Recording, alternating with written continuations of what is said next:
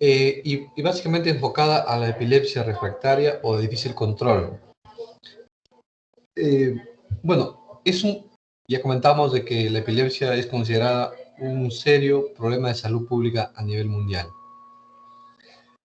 Para el año 2019, la Organización Mundial de la Salud hizo un cálculo aproximado y menciona de que en el mundo existen aproximadamente unos 50 millones de pacientes con epilepsia.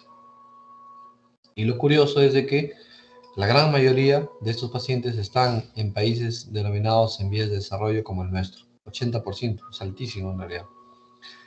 Si bien es cierto, no hay estudios epidemiológicos contundentes de la incidencia y prevalencia de epilepsia en Latinoamérica, bueno, existen algunos reportes, incluso para Perú, donde se dice que existirían más o menos 12 a 20 pacientes por cada 1000 habitantes en el Perú con epilepsia.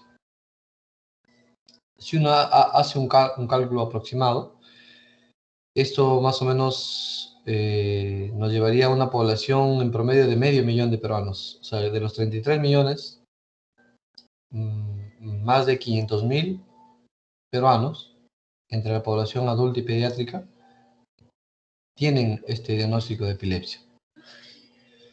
Por lo tanto, es una población importante. Ustedes van a tener la oportunidad de ver en emergencia pacientes que vienen convulsionando. En la vía pública puede ser que coincidan con un evento que es un poco difícil y hay que actuar con un paciente que tenga una convulsión en la vía pública y el médico es el quien tendría que dar de preferencia los primeros auxilios. O un paciente que, que van ustedes a atenderlo en el centro de salud, donde hagan el serum. Y también, obviamente, si se dedican a medicina interna, a neurología o neurocirugía, pues obviamente van a conocer plenamente este tema tan importante. Existe una institución mundial encargada de dar las pautas para lo que es epilepsia en general. Es la Liga Internacional de la Lucha contra la Epilepsia, ¿no? Es una institución denominada como ILAE, es la Liga Internacional de la Lucha contra la Epilepsia, que es la institución más importante que coordina, que propone, que da las pautas para lo que es el diagnóstico, la prevención, tratamiento, formación, capacitación en general, todo lo que tiene que ver con epilepsia. Y ellos, bueno, hay una definición que es un poco más completa y una definición un poco más técnica. Acá yo he considerado estas dos. La primera lo define como aquella epilepsia que genera imposibilidad del paciente para llevar un estilo de vida acorde a su capacidad individual. Esto afectado obviamente por la presencia de convulsiones, efectos secundarios de los medicamentos o los problemas psicosociales que acarrea esta patología. Y también hay una definición donde dice que se considera que un paciente es refractario cuando hay una falla o una falta de control de crisis con los dos primeros fármacos antiepilépticos, seleccionados obviamente de manera adecuada, bien tolerados, ya sea en monoterapia o combinados, en un tiempo promedio de 2 a 3 años en general.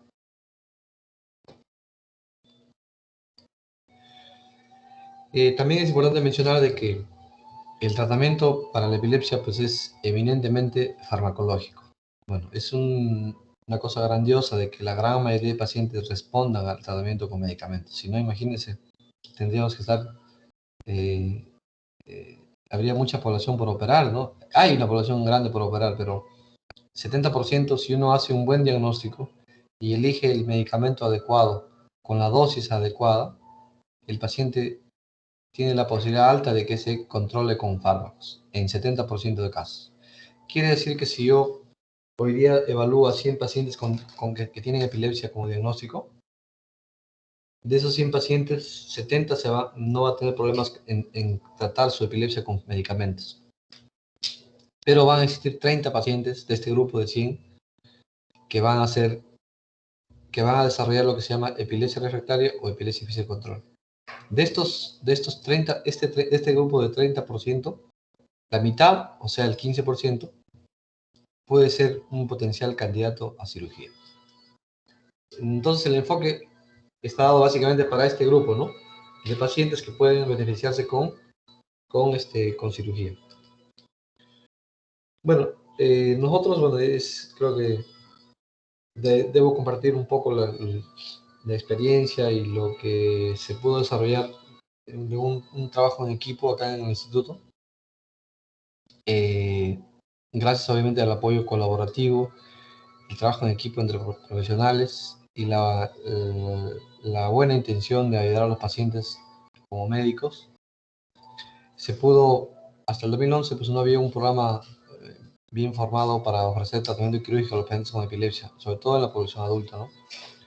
Bueno, gracias al trabajo en equipo, iniciamos en 2008, en esa época todavía yo era residente de neurocirugía, y no se realizaban cirugías de epilepsia para esta gran población del Perú, que son la población joven adulta, ¿no? Entonces, es todo un proceso, está reportado, está publicado, cómo fue el origen de este programa.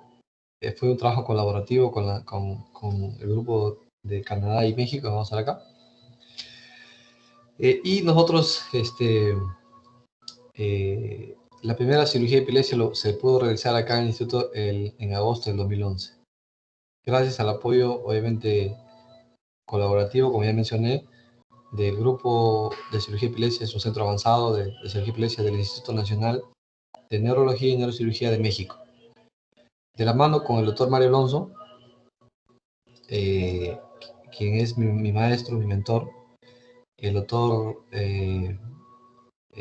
Daniel San Juan Horta, neurofisiólogo, quienes de manera desinteresada pues, vinieron acá a Lima y se pudo hacer la primera cirugía de manera formal, la primera cirugía de epilepsia en el instituto con el apoyo del doctor Mario Alonso, neurocirujano, y el doctor San Juan Horta, neurofisiólogo, quien nos apoyó con un registro eléctrico transoperatorio en este paciente, considerado el primer paciente del programa. Y pasó un año, el 2012 recién, se pudo hacer la primera lobectomía temporal anterior. Está publicado en la revista de neuropsiquiatría de acá de Lima, la Cayetano. Este primer caso, eso fue el 2012.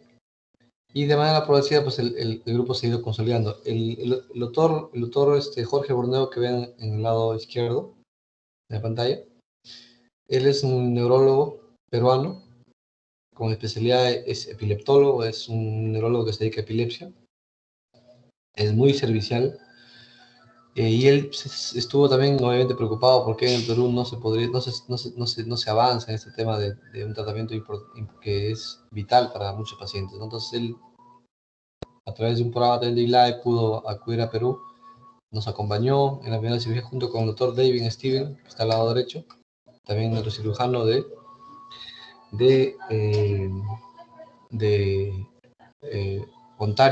grupo de Ontario, Canadá, un centro muy avanzado de cirugía de epilepsia, ¿no? Así es cómo se ha ido desarrollando este programa de cirugía de epilepsia. El equipo de trabajo el paciente, más o menos para que ustedes sepan cuál es el camino que sigue un paciente con epilepsia refractaria. Se supone que ustedes, si identifican un paciente que convulsiona muy seguido en algún lugar, lo primero hay que ver si es que ha sido evaluado por un médico, por lo menos, o por un neurólogo, y si toma la medicina, ¿no? Pues es importante que el paciente tome conciencia de que es crucial, de que los medicamentos no generan daño, que al contrario, las convulsiones continuas son las que generan daño al paciente y someten a un riesgo alto en realidad. Entonces, si el paciente, muchas veces acá al instituto ya llegan pacientes que han sido evaluados por varios neurólogos, les han hecho varias pruebas de medicamentos, varias dosis, incluso se notan los efectos secundarios de la sedación que genera tanto fármaco, ¿no? Entonces, de todas maneras, antes de plantear un protocolo para cirugía de epilepsia, pues tiene que ser evaluado por un neurólogo especialista en epilepsia, se llama neurólogo epileptólogo, para ver primero que tenga un buen diagnóstico, porque puede haber pseudocrisis o un mal diagnóstico de una supuesta refractariedad y el paciente no tener epilepsia, ¿no? Entonces, es un primer filtro. Y obviamente el neurólogo incluso puede hacer un último reajuste de medicamentos, ¿no? Puede agregar un segundo o tercer medicamento o ajustar la dosis y darle el último, como dice, la última oportunidad, pero muchos de ellos ni siquiera con eso pueden controlarse. Si es así, entra en un protocolo de estudio. Ahí están señalados todos los profesionales que participan en este equipo, ¿no? Es un equipo multidisciplinar, definitivamente. Y dentro de la evaluación es crucial, o existen tres pilares básicos para efectos de una buena evaluación prequirúrgica. El paciente ya está diagnosticado de epilepsia refractaria y entra a un protocolo de estudio que tiene que ver con la evaluación clínica, obviamente una adecuada historia clínica. Hay que investigar mucho sobre las convulsiones, cómo inicia, si tiene o no una aura, cuánto dura, es en el día, en la noche, qué siente, si focaliza o no, si habla o no durante la convulsión. Pedimos a la familia que graben las crisis porque esos videos nos pueden ayudar mucho para efectos de investigar la semiología. Y los demás evaluaciones, claramente, lo tiene que ver el neuropsicólogo, pues hacemos una evaluación neuropsicológica prequirúrgica, lo ve el psiquiatra para descartar cualquier comorbilidad psiquiátrica, y si lo hay, tiene que manejar esa comorbilidad antes de plantear una cirugía y todo ello, ¿no? Entonces es importantísimo la evaluación clínica y importantísimo también la evaluación del neurofisiológica.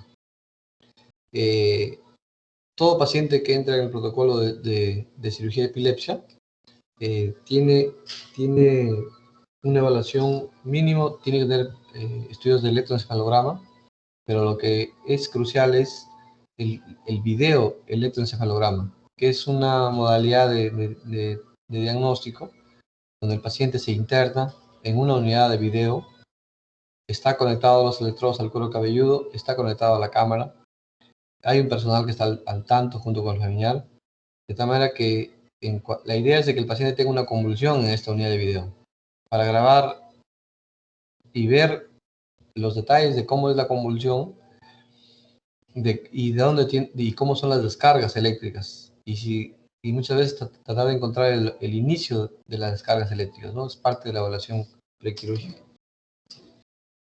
El uso de datos imagenológicos es importantísimo. También acá entra tallada la resonancia magnética, tanto estructural como la funcional. Necesitamos ver el cerebro como tal, necesitamos ver la estructura para ver si hay alguna lesión, alguna displasia cortical, alguna esclerosis mesial, algún tumor del neurodesarrollo que esté generando epilepsia refractaria, algún cavernoma o cualquier otra causa. Importantísimo es la evaluación a través de neuroimágenes.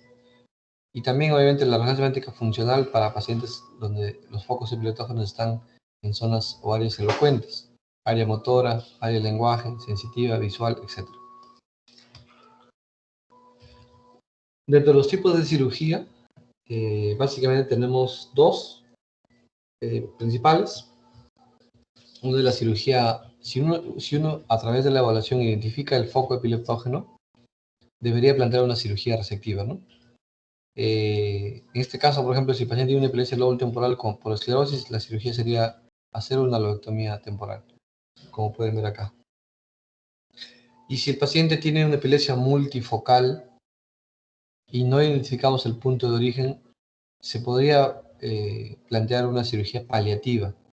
Por ejemplo, una desconexión interhemisférica llamada callostomía, o también la colocación de un estimulador de nervio vago que también se puede usar como un tratamiento paliativo.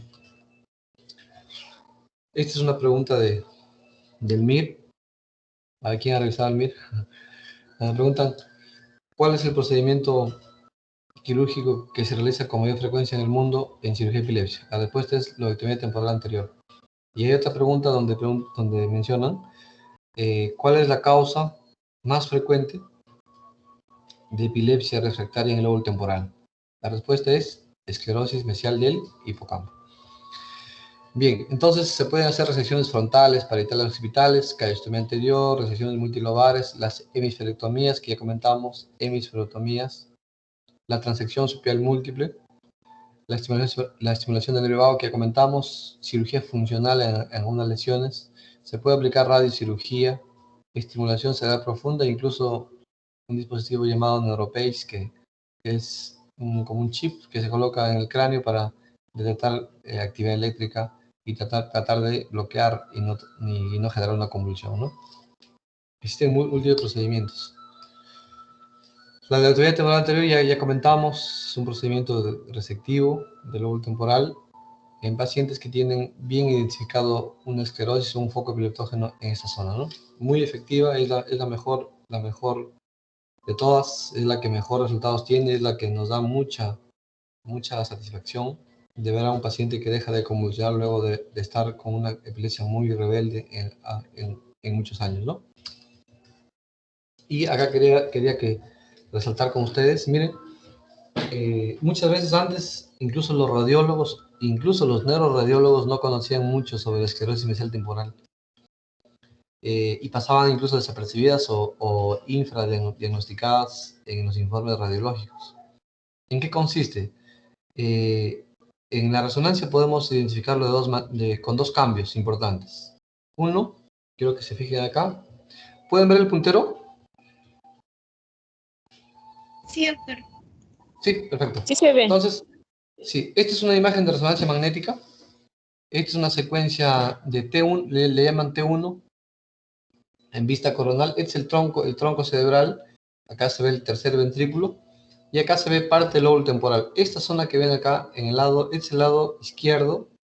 Acá se ve el hipocampo. El hipocampo se ve acá, miren. Esta es la amígdala y la cabeza del hipocampo. Acá viene el cuerpo y la cola. El hipocampo se llama hipocampo porque tiene la forma de un pez hipocampo. No sé si ustedes han visto la imagen de un caballito de mar. Por eso se llama hipocampo. Es como un caballito de mar. Acá tiene la silueta, ¿no? de un caballito de mar. Entonces, si uno compara en esta imagen, este es el lóbulo temporal, tiene su parte lateral y su parte medial, ¿no? Esta parte, acá podemos observar el hipocampo, que tiene un tamaño más o menos adecuado, y en el lado contralateral tiene menos volumen, pero lo que llama la atención es esa imagen brillante. Tiene un cambio de señal. Una hiperdensidad en el hipocampo del lado derecho. Y en este corte coronal de una resonancia en T2, miren acá. Esto es el hipocampo del lado izquierdo.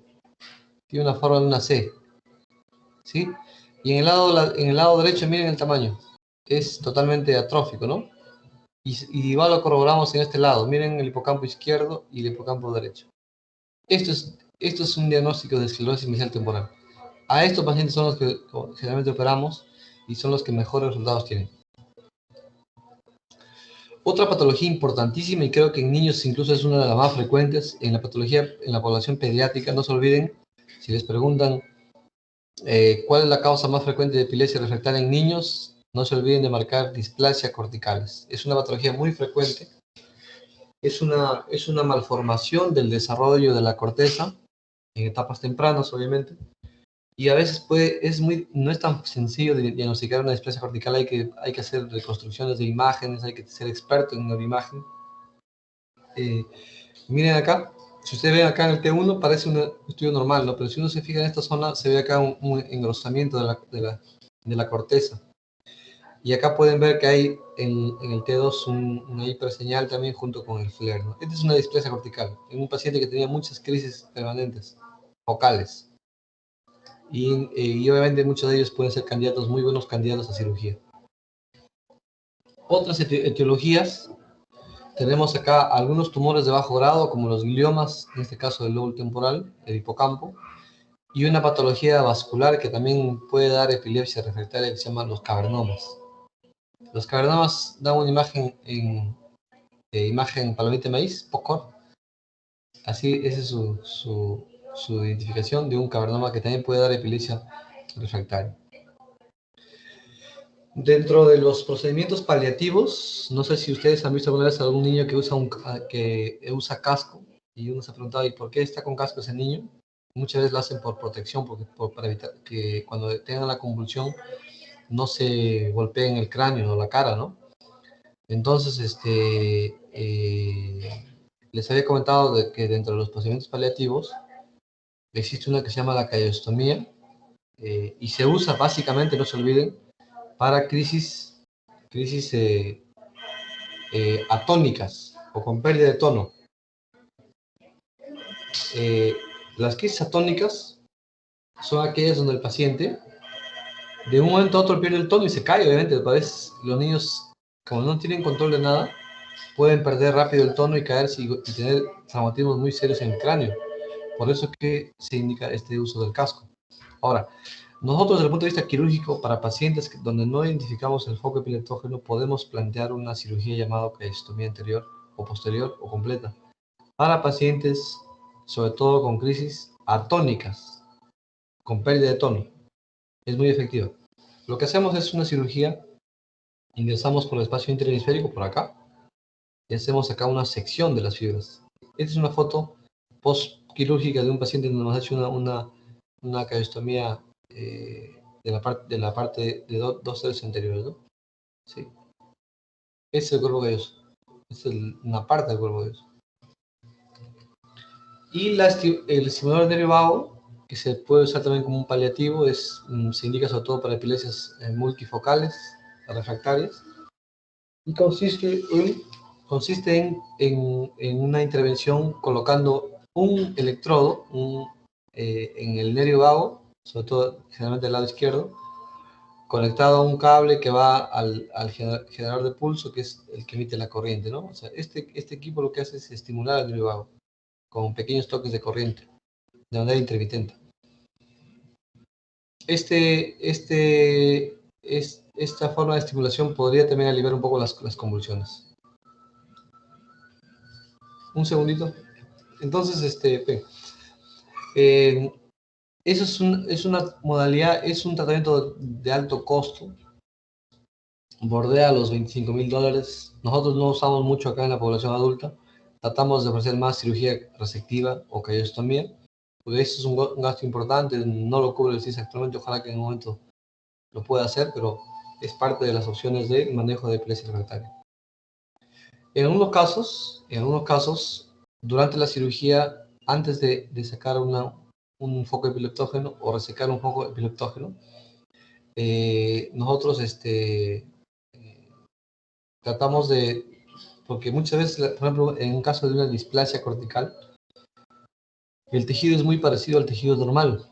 Entonces a veces no podemos equivocarnos en el sentido de no sacar el tejido que queremos sacar o sacar un tejido que tiene una función importante para el paciente. Entonces, antes de ello hacemos un mapeo, hacemos lo que llamamos la electrocorticografía, que es como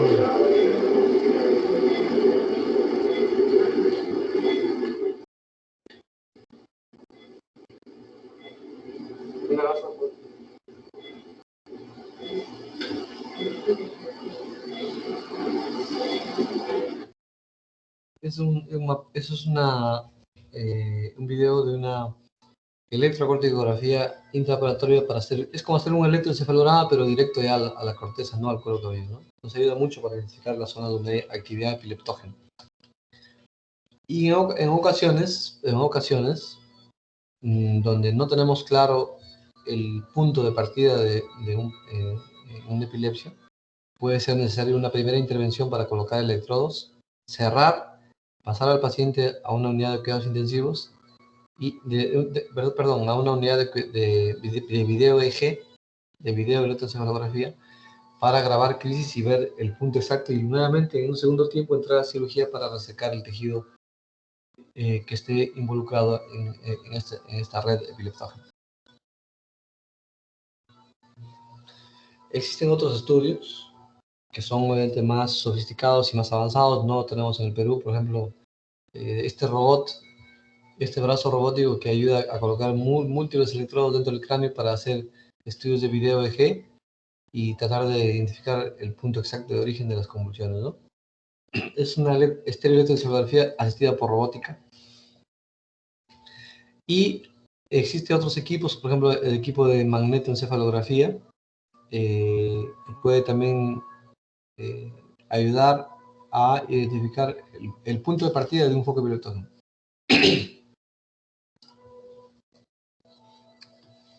Bien, a todo paciente que es operado, se evalúa la evolución o la respuesta a través de una clasificación llamada la clasificación de Engel. Ustedes ven ahí en el cuadro, hay desde el 1 al 4, grado 1 es si el paciente se opera, como el caso que vimos en el video, y está completamente libre de crisis desde la cirugía, lo podemos catalogar como Engel 1A. La gran mayoría están en Engel 1. Son a los que le va mejor, ¿no? Pero si se hace un procedimiento paliativo como callostomía, el paciente puede estar en clase 2 o 3, dependiendo de la respuesta. Pero miren, es una escala bastante amplia, pero se sigue usando todavía esa clasificación de Engel para evaluar a un paciente en el seguimiento luego de una cirugía. Bien, eso es de manera resumida el tema de cirugía epilepsia. No sé si quisiera saber si tiene alguna pregunta, algún comentario sobre el tema, sobre la ampliación del tema. Un segundito acá. Igual les voy a pasar las diapositivas para que lo tengan a la mano. Si tienen alguna duda o pregunta sobre el tema de cirugía epilepsia, lo pueden hacer en este momento o algún comentario. Sí, doctor, disculpe, usted mencionó que había un procedimiento que se hace con mayor frecuencia sobre, bueno, procedimientos para disminuir las epilepsias. No le escuché bien, doctor, perdón. Sí, la pregunta era, ¿cuál es el procedimiento quirúrgico más frecuente en cirugía de epilepsia? Es la lobotomía temporal. En todo el mundo, si uno hace un recuento de todas las cirugías que se realizan de manera continua en el mundo entero, la más frecuente es la lobotomía temporal anterior. De todo este procedimiento, obviamente es el que mejor resultados tiene. Para nosotros es muy satisfactorio ver a un paciente que tiene epilepsia local temporal y que tú lo puedes resolver con una cirugía, ¿no? El impacto es muy alto, cambia radicalmente la vida del paciente y para nosotros como médicos obviamente es una gran satisfacción. En epilepsias extratemporales, por ejemplo, el lóbulo frontal o lóbulo parietal, la respuesta es un poco menor porque es más difícil ahí. eh, Muchas veces hay focos epileptosos más complejos, pero la que mejor va es la del lóbulo temporal. Y la pregunta era básicamente, ¿cuál es el procedimiento quirúrgico más frecuente en cirugía de epilepsia? La lobotomía temporal. ¿Y cuál es la etiología más frecuente de epilepsia refractaria en el lóbulo temporal? No se olviden la esclerosis mesial del hipocampo. La displasia cortical sigue siendo una causa muy frecuente, por no decir la más frecuente, en la población pediátrica.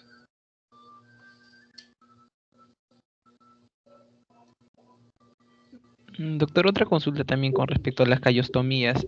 ¿Por qué se usaría callostomías en atónicas? ¿Cuál sería el fundamento? O sea, desconectar ambos hemisferios, pero la razón por qué sería, o sea, si igual es atónico, imagino que, no sé, ambos hemisferios estarían dañados. ¿O no, no le entendí el fundamento, doctor? Sí, el fundamento radica. Voy a proyectar ahí otra vez la imagen. ¿Pueden ver la imagen de callostomía? Sí se ve, doctor. Sí, bien. Entonces, miren, bueno, en realidad la función que se conoce, dicen que, bueno, no se sabe la función del cuerpo calloso, pues, aún sigue siendo un poco enigmático, pero se considera como una de las estructuras más grandes que conecta ambos hemisferios, ¿no? En una imagen que yo les presenté acá, miren. Esta es una imagen muy bonita, obviamente es una disección de las fibras blancas, donde pueden ver acá el cuerpo calloso en el centro. Este cuerpo calloso es un puente donde pasan muchas fibras de comunicación entre ambos hemisferios. En la parte anterior, desde función cognitiva, lo que es la parte de juicio, memoria de trabajo, cálculo, etcétera, ¿no? Funciones netamente cognitivas en la parte más anterior. En la parte más o menos a esta altura, por la parte en el cuerpo, en la parte central, incluso ya para la parte posterior, netamente pasan fibras motoras. Recuerden que el área motora no está por acá. comunicación de fibras motoras, luego sigue fibras sensitivas, información sensitiva que pasa por estas fibras, y el esplenio tiene más información visual. Entonces, si uno tiene, por ejemplo, un foco epileptógeno en esta zona de acá, en el lado izquierdo, y este foco lo que hace muchas veces puede ser que propague rápidamente al otro lado. Puede ser que inicie con una crisis focal y rápido haga una generalizada. Entonces, el fundamento es de evitar la propagación del foco epileptógeno de un lado hacia el otro, ¿no? Para el caso de crisis atónica se ha visto de que estas tienen que ver mucho con las fibras motoras. Entonces, lo que se hace es de que estas áreas motoras no tengan comunicación, ¿sí? Para evitar que el paciente haga esa pérdida de tono. Entonces, es como a romper circuitos, ¿no?, de comunicación entre dos puntos similares en el cerebro.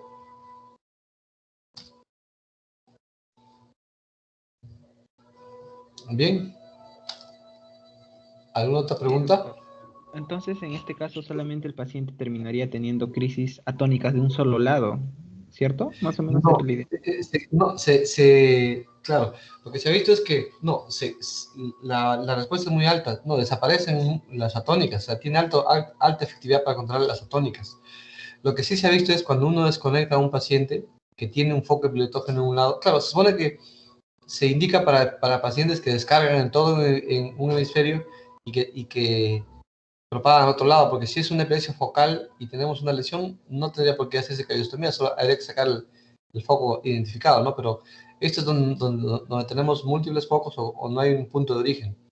Pero sí en el electroencefalograma podemos ver que hay descargas generalizadas y que propagan rápido al otro hemisferio. Entonces ahí sí, claro, tiene sus indicaciones. No a todo paciente le puedes indicar una cariostomía. Le va bien a los que tienen crisis de ese tipo, las crisis atónicas de caídas.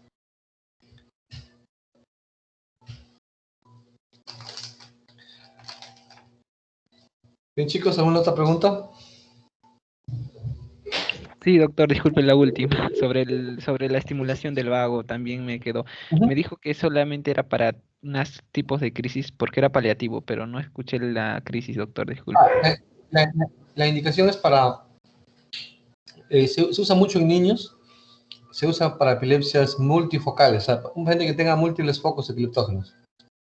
Puede ser una opción.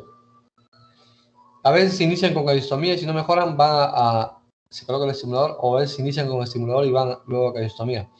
Es parte de las opciones de paliativos.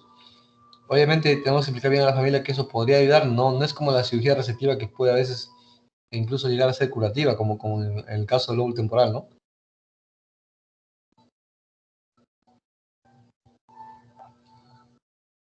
Ahora una consulta.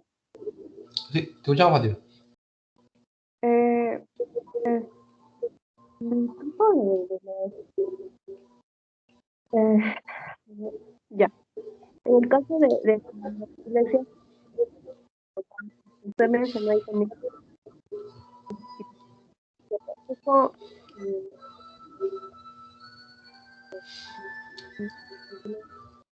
Fátima, no te escuchamos bien. ahí se me escucha, doctor. Ahora sí. Ya.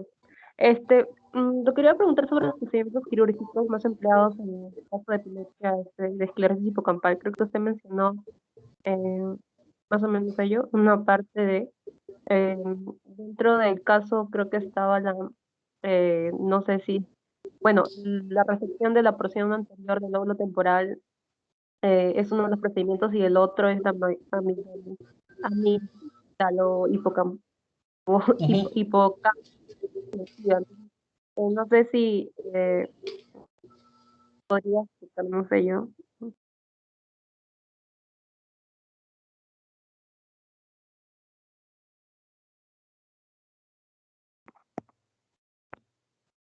Doctor.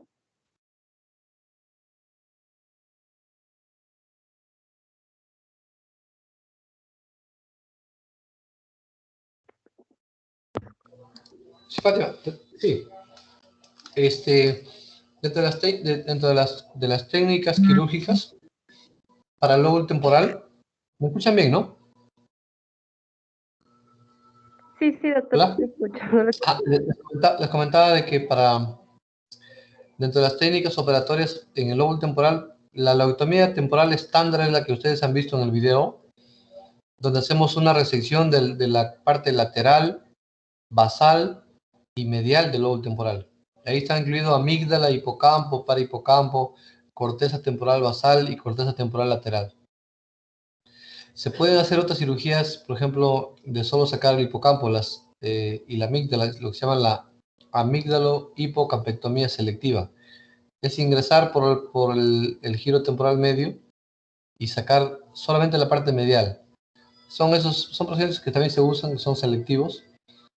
Se puede hacer más en el lado izquierdo, que es el lado dominante, pero obviamente los procedimientos en este caso tienen algunas variantes o modificaciones que son la que acabo de comentar.